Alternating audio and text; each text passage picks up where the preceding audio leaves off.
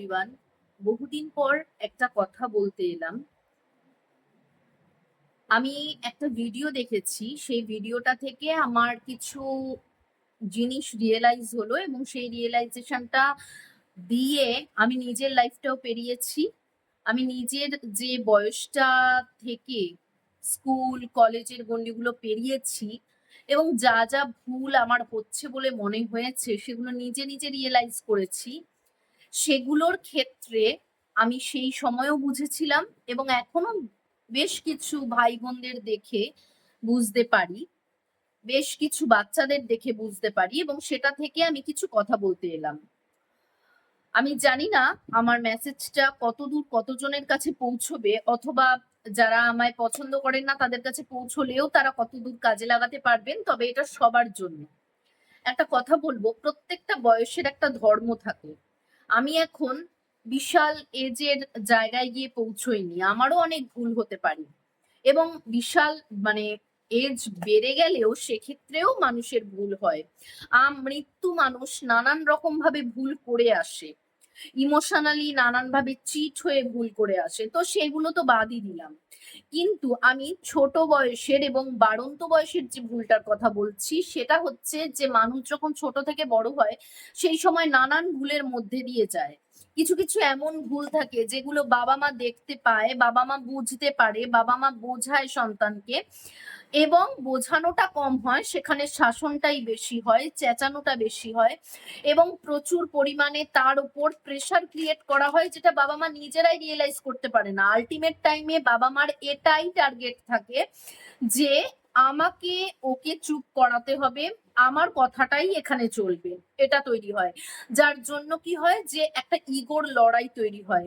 বাবা মা নিজেরা বুঝেও সেই জিনিসটাকে ইগনোর করে যায়। আমরা অন্যের ইগোটাকে দেখি, নিজের ইগোটাকে দেখি না। তো সেক্ষেত্রে বাবা মা যে অন্যের ইগোটাকেও দেখছে, সে কিন্তু নিজের ইগোটাও বুঝতে পারছে না যে সন্তানের ওপর সেই ইগোটাই প্রয়োগ করা হচ্ছে। আলটিমেটলি আমার ওকে মানে দাবিয়ে রাখতে হবে, এই টেন্ডেন্সিটা চলে আসে। তারা যে জেনে বুঝে না জেনে এইভাবে বাচ্চাদের ওপর, বাচ্চা বলতে যারা 11-12 পড়ে সেই সমস্ত মেয়ে বা ছেলের ওপরও প্রেসার ক্রিয়েট করে থাকে। তো এই প্রেসার ক্রিয়েটটা আমি বলবো না যে ভুল, কারণ আমরাও নানান ভাবে বকা ঝকা শুনে নানান রকম ভাবে ইয়ে করে এসছি। তবে আমি নিজের লাইফের ক্ষেত্রে বলতে পারি, বাবা মা ছাড়া তো আমি বড় হয়েছি, আমি মামার বাড়িতে বড় হয়েছি, সেখানে আমার সমস্ত দোষ, যা যা দোষ আমার হতে পারে সেগুলো ধরিয়ে দেওয়ার লোক কম ছিল, কিন্তু এমনও লোক পেয়েছি যারা কিন্তু আমার ঠিকঠাকেও ভুল বলে প্রমাণ করার চেষ্টা করেছে, সেটা অন্যান্য নানান কারণে। যার জন্য আমি খুব তাড়াতাড়ি খুব সহজেই একটা পলিটিক্সের ভেতর পড়ে গিয়েছিলাম এবং এখনো হয়তো সমাজের মধ্যেও তাই চলছে, আছি তার মধ্যে। যার জন্য এতটা তাড়াতাড়ি আমি দুনিয়াটাকে বুঝে গিয়েছিলাম, যে পলিটিক্সটা ঘর থেকে শুরু হয় সেখান থেকে এত তাড়াতাড়ি দুনিয়াটাকে বুঝে গিয়েছিলাম। আমি বুঝে গিয়েছিলাম যে আমার ক্ষেত্রে যেটা হয়েছে সেক্ষেত্রে কিন্তু আমার অনেক কিছু অন্যায় আমি করিনি, তারপরেও বাবা মায়ের যে রিয়েলাইজেশনটা হয় বা যে আমায় বড় করেছে তার রিয়েলাইজেশন হচ্ছে যে আমি অন্যায় করছি বা আমি ভুল করছি। তো এই যে অন্যায় বা ভুল করছি বলে মনে হয়েছে, সেক্ষেত্রে আমি অনেক রকম ভাবে, আমার যেহেতু একা একা বড় হতে হয়েছে বাবা মাকে ছাড়া, মামার বাড়িতে হাজারটা লোকের মধ্যে বড় হলেও তো মানুষ বাবা মাকে ছাড়া মানে একা বড় হয়। তো সেই একা বড় হওয়ার মধ্য দিয়ে আমার যে রিয়েলাইজেশনটা হয়েছে, আমি বারবার করে নিজেকে কিন্তু জাজ করতাম যে আমি ঠিক তো, আমার ঠিক কোথায় বা আমার ভুলটা কোথায়। এটা করতে করতে আমি রিয়েলাইজ করতে পেরেছিলাম যে অনেক কিছুই হয়তো আমার বয়সের ভুল নয়, কিন্তু অনেক কিছু বাবা মার ক্ষেত্রে ভুল বলে মানে একটা ভয় থেকে সেই কনসার্নটা চলে আসে এবং তার জন্য বাবা মা প্রেশার করতে থাকে এবং বাবা মা এটা ভেবেও দেখে না যে এটা ভুল হতে পারে কি ঠিক হতে পারে বা এখানে কোনো ভুল হতে পারে না, এটা ভেবে দেখে না। তারা শুধু নিজের ভয়টা যদি সত্যি প্রমাণিত হয়, এই ভয়েই বাচ্চাদের ওই সমস্ত জায়গায় আটকায়। সেটা কিন্তু আমি তখনই বুঝেছিলাম, কারণ আমার লাইফের রিয়েলাইজেশনটা অন্যরকম ছিল। আমি খুব তাড়াতাড়ি সমাজটাকে দুনিয়াটাকে বুঝতে শুরু করেছিলাম বলে, যেহেতু বাবা মা ছাড়া বড় হয়েছি সেহেতু আমি ওই জিনিসটা নিজে অ্যানালাইজ করতে পেরেছি, নিজে বুঝতে পেরেছি যে বয়সে একটা মেয়ের বা একটা ছেলের এটা বোঝার থাকে না। একটা ছেলে বা মেয়ে শুধু নিজের দিকটা দেখে, বাবা মার দিকটা বোঝে না। আমি সবার দিক থেকে কিন্তু বোঝার চেষ্টা করেছি। ওই কারণে আমার এই বয়সেই যে রিয়েলাইজেশনটা হচ্ছে বা আমার আপনাদের যে কথাগুলো মনে হয় যে বলা উচিত সেটাই আমি বলছি, সেটা হচ্ছে যে বাবা মা নিজেরাও বুঝতে পারে না, সঠিক বেঠিকটা দেখাতে গিয়ে তারা কিন্তু সন্তানের সাথে ইগোর লড়াইয়ে চলে আসে। ইগোর লড়াই করলে হবে না। সন্তানকে যদি বোঝাতে হয়, যদি মনে হয় যে না এটা ঠিক নয়, একটা সময় তাকে ভুলটা করতে দিতে হবে। ভুল থেকে তারা ঠেকে শেখে।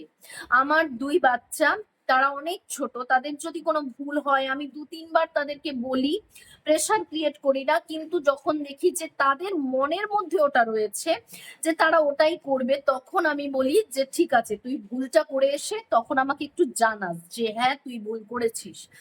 তারপরে কিন্তু এই জিনিসগুলোতে দেখা গেছে ওরা ভুল করে এসে আমাকে জানিয়েছে।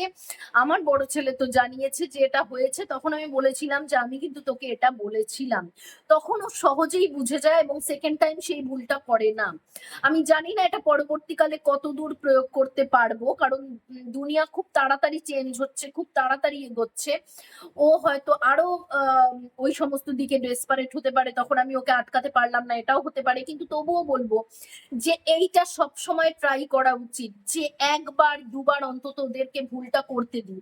আমি যখন 2 বার বলাতে হচ্ছে না, 3 বার বলাতে হচ্ছে না, আমি চেঁচাবো না, বাচ্চার উপর প্রেশার ক্রিয়েট করব না। আলটিমেটলি তাদের ভুল থেকে আটকাতে গিয়ে আমরা নিজেরা ভুল করে বসি, সন্তানের উপর প্রেশার ক্রিয়েট, ইগোর লড়াই এবং সন্তানকে প্রেশারে রাখার চেষ্টা করি, এবং এইটা কন্টিনিউয়াসলি চলতে থাকে, একটা কন্টিনিউয়াস প্রসেস, যার জন্য একটা সন্তান কিন্তু ক্রমাগত সেই প্রেশারের মধ্যেই থাকতে থাকে।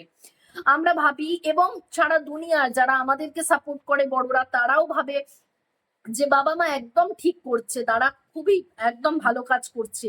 কিন্তু তারাও যেহেতু ওই বাবা মায়ের পর্যায়ে, আমি একজন ব্লগারের ক্ষেত্রে বলি, একজন ব্লগার যদি এটা করে থাকে বা একজন যদি সোশ্যাল মিডিয়ার একজন কেউ যে সমাজে এসে একটা ভিডিও করছে, সন্তানকে শাসন করছি, এটা করছি ওটা করছি, তাকে সাপোর্ট করার অনেকেই থাকবে, কিন্তু তার যে সন্তান কি ভুল করছে কি না করছে সেটা তারা জানারও চেষ্টা করবে না। তবে এই জায়গাটায় কিন্তু একটু নিজেকে আটকাতে হবে যে ভুলটা মায়ের ক্ষেত্রেও হতে পারে, ভুলটা বাবার ক্ষেত্রেও হতে পারে।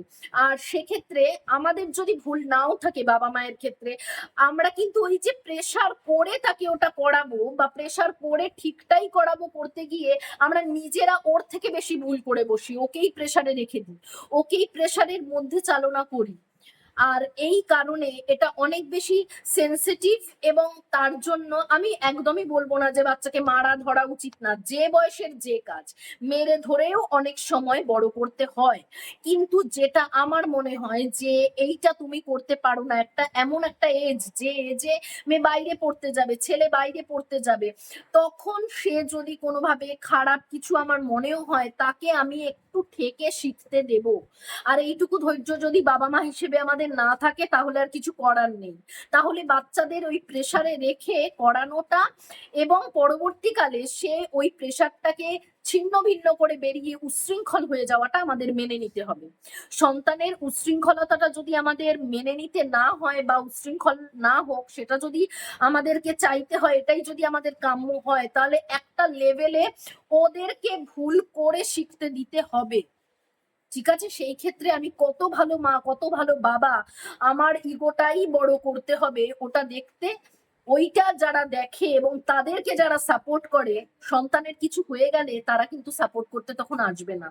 এই কারণে নিজের সন্তানের বিষয়টায় কারোর সাপোর্ট চাইতে হলে ভুল সাপোর্টটা চাইবেন না। আপনাকে সাপোর্ট করার অনেকে আসতে পারে, কিন্তু যে ক্ষেত্রে আপনি নিজের সন্তানকে প্রেশার ক্রিয়েট করে ফেলছেন, এটা কেউ বলতে আসবে না আপনাকে। কিন্তু আপনি যদি ভুল করে কোনো প্রেশার ক্রিয়েট করেও ফেলেন, আপনি নিজে রিয়েলাইজ করছেন না, তার আরেকটা ভুল কাজের মাধ্যমে সেটা আপনি বুঝতে পারবেন। সেই প্রেশার ক্রিয়েশনের কোনো মানে হয় না। ওই কারণে যার যেটা করার, এইটা এমন একটা বয়স যে সময় সেই সন্তান বাইরে পড়তে যাবে, সেই সময়টা অলরেডি তার ভেতরে সবকিছু তৈরি হয়ে গেছে। ওই সময়টা যেটা তার মানার নয় সেটা তাকে প্রেশার ক্রিয়েট করে মানানো যাবে না, কারণ সে মাটির তাল আর নেই। সে কিন্তু একটা আকার নিয়ে ফেলেছে, তাহলে তার ভুলটাকে তাকে ঠেকেই শিখতে দিতে হবে। এইটুকু ধৈর্য যদি রাখতে না পারা হয়, তাহলে ওই ইগোটা নিয়েই বসে থাকতে হবে এবং সন্তানের পরবর্তী কার্যকলাপের জন্য রেডি থাকতে হবে। তখন কিন্তু আপনার ওই গলার আওয়াজটা থাকবে না, কারণ সবসময় গলার আওয়াজ দিয়ে সন্তানকে প্রেশার ক্রিয়েট করে যে চাপিয়ে রাখলাম, সেটা কিন্তু তখন আর থাকবে না, কারণ আপনারও বয়সটা বাড়বে। ঠিক আছে? তো এই জিনিসগুলো করতে হলে, যদি ইমোশনালি করতে হয়, ইমোশনালও সন্তানকে এমন একটা জায়গায় আনা উচিত নয় যেখানে সন্তান জাতাকলে পড়ে যায়। ঠিক আছে? নিজেদের ইগোটাকে বাদ দিতে হবে প্রথমত।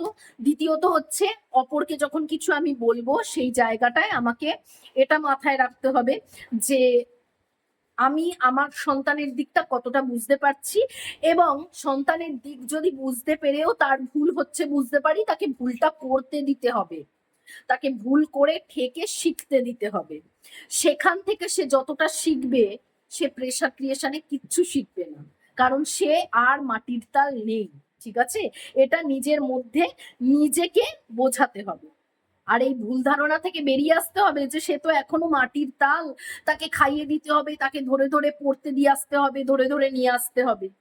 সে তাহলে ভুলটা দেখবে কি করে? তাকে ধরে স্কুলে দিয়ে আসা হচ্ছে, পড়তে দিয়ে আসা হচ্ছে, নিয়ে আসা হচ্ছে, এগুলো করলে সে কোনটা ঠিক কোনটা ভুল কি করে জানবে? তার উপর তাকে প্রেশার ক্রিয়েট করা হচ্ছে। সব রকম প্রেশার কিন্তু সন্তানের নয়। বাবা মাকেও যে প্রেশার গুলো বাদ বাকি নিতে হয়, এক্ষেত্রে এই ধৈর্য রাখার প্রেশারটাও নিতে হবে।